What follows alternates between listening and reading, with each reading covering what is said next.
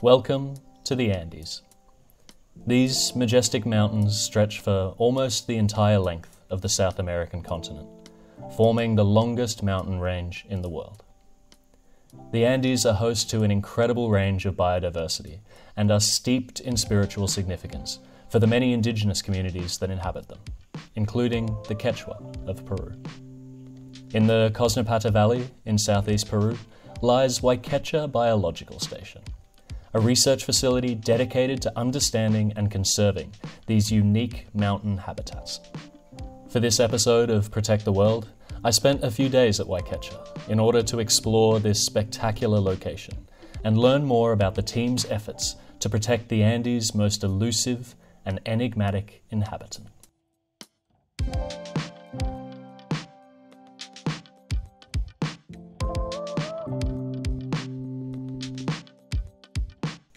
Whilst I was at Wayqecha, I sat down with senior researchers Mark Thomas and Norma Mamani to find out about the station's history and its current areas of focus. Wayqecha Biological Station was created in 1999 by the Amazon Conservation Association, and it was primarily set up to preserve the cloud forests but also to understand more about them. El objetivo es concentrar investigadores que investiguen toda esta biodiversidad de flora y fauna que hay en estos bosques montanos, ¿no? The habitat surrounding Wayqecha is known as cloud forest, and the station has a somewhat mystical feeling about it, as low-lying clouds constantly dance about the landscape. But there's more to cloud forests than just being cloudy.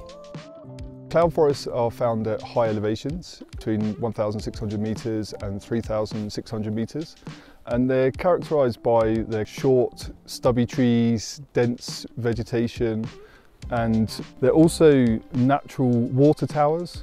So a lot of the water funnels down into the streams and the rivers, and then this enables communities and millions of people to be able to drink water and have clean water. And it's also surrounded by amazing views, as you can probably see in the background. What makes Wayqecha unique compared to other biological stations is that the majority of the team is made up of Indigenous Quechua, and this culture lies at the heart of their research. Para mí ser quechua es saber, ¿no? Todas las culturas. Mis padres son quechuas, mis abuelos también son quechuas, ¿no? Y yo trato de llevar un poquito de eso y me gusta porque el idioma en que ellos hablan es muy bonito, ¿no? Es muy bonito porque trata de congregar a más personas, es un idioma muy dulce, muy amable, ¿no? Entonces, para mí ser quechua, saber de sus culturas y ahora relacionarnos con las comunidades que trabajamos en el proyecto porque hablan quechua. Es importante también conocer sus costumbres y su idioma quechua, ¿no? Para nosotros podernos comunicar y explicarles en quechua por qué la conservación de la biodiversidad, más del oso andino, ¿no? Wayqecha Biological Station lies at the intersection of two worlds that are often thought to be distinct. One of ancient connection and mythology, and the other of cutting-edge scientific research. And it's the charismatic Andean bear that brings these two worlds together. El oso andino significa mucho en la cultura quechua, ¿no? Porque en quechua se llama ukuku. Entonces, cuentan las leyendas que el ukuku ha llevado a la cuculi acá al Cerro de Tres Cruces, que estamos aquí al frente, y ahí la población trató de rescatarla y todo es una historia, ¿no? Entonces la población se relaciona mucho con el oso andino. Andean bears are one of just 8 species of bear on planet Earth, and they're the only bear found on the South American continent. Sadly, however, they're classified as vulnerable, and their populations are decreasing. Andean bears, or spectacle bears, as they're also known, they're characterised by the markings around their eyes, which is why they get the name spectacle bears.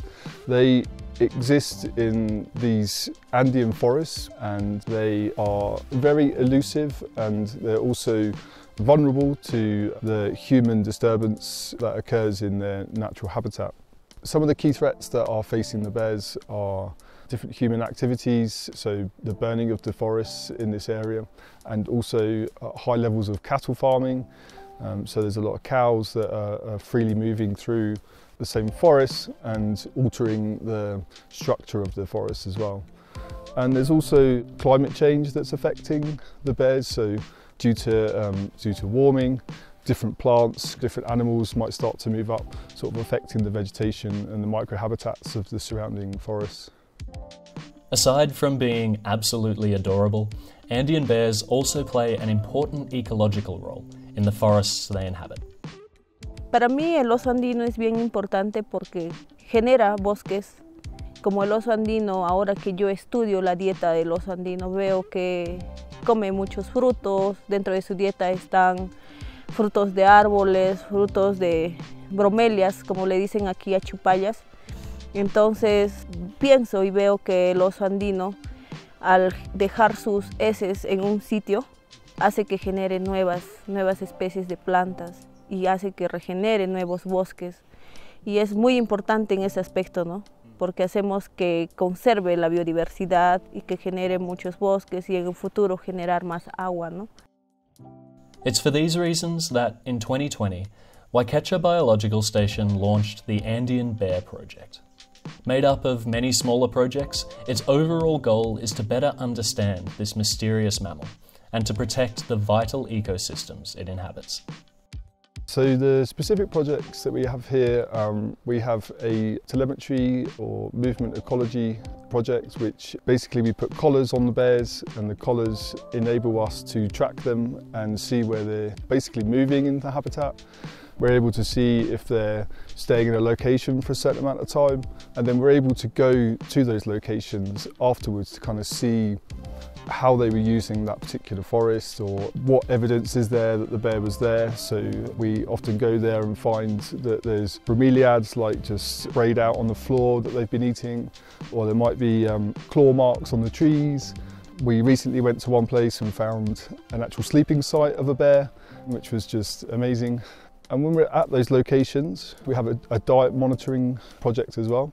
So through that we're able to understand what makes up a large component of its diet. So if then in the future we want to do some reforestation, we can actually plant some of the trees which are super important for the Andean bear.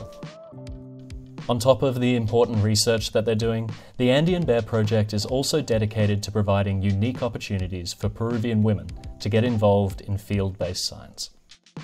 El proyecto Oso Andino es un equipo de investigación que está trabajando aquí en Wayqecha ya hace 3 años.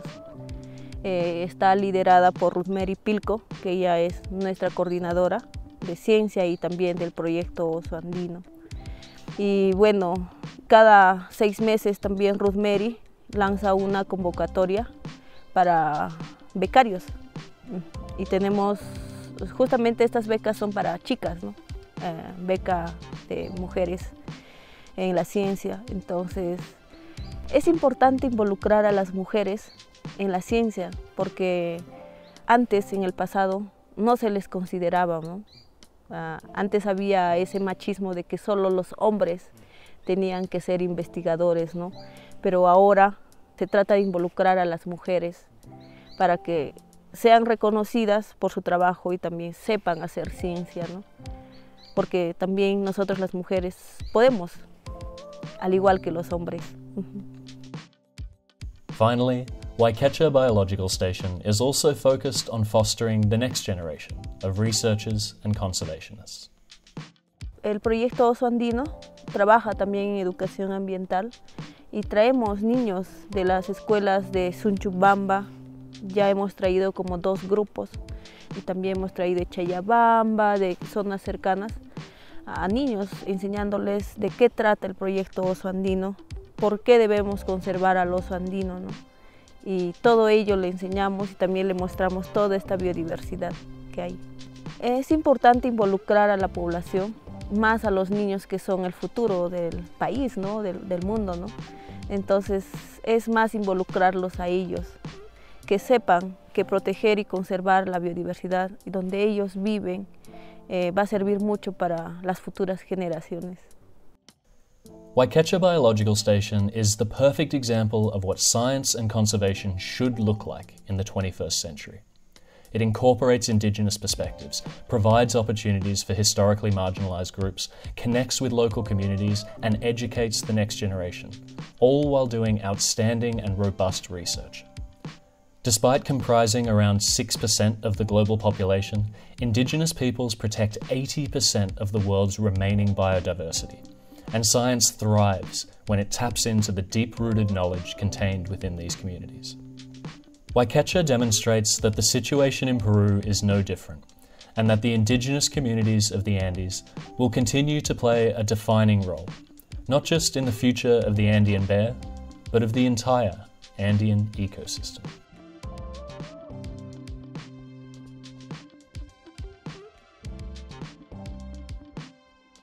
Si ustedes donaran dinero, nos ayudaría a darles educación ambiental y concientizarles a las personas, involucrarles más en la ciencia, que ellos sepan por qué es importante conservar la biodiversidad que existe en nuestro planeta. Thanks for tuning in to another episode of Protect the World. As always, half the funds that came into the Patreon this month were donated directly to Wayqecha Biological Station. So a big thank you to all of our fantastic supporters for making this possible.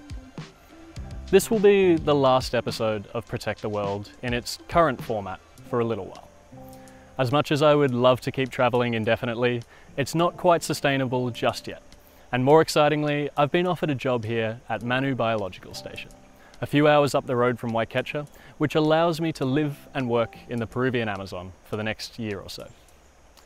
So what's happening to Protect the World? Well, it will be back very soon in podcast form. Going forward, my objective will be the same. Connect with a different NGO every month, interview their director, share their story, and contribute to their work. But the podcast format will hopefully allow me to take a deeper dive into these stories and to connect with some harder to reach places on the planet. The long-term plan is that by the middle of next year, I should be able to hit the road again, hopefully taking Protect the World to Africa or Southeast Asia in its original documentary format. I want to continue sharing the stories of people who are making the world a better place, and I want to donate as much money as I can to their work. I can picture a model that would let me do that sustainably, and it's just about reaching that critical number of supporters. So when the podcast comes out, please share it with your friends and family. And if you've been considering signing up to the Patreon, now would be a really great time to come on board. A big thank you to everyone who supports this project, financially or otherwise, and I can't wait to see what the future holds. Cheers.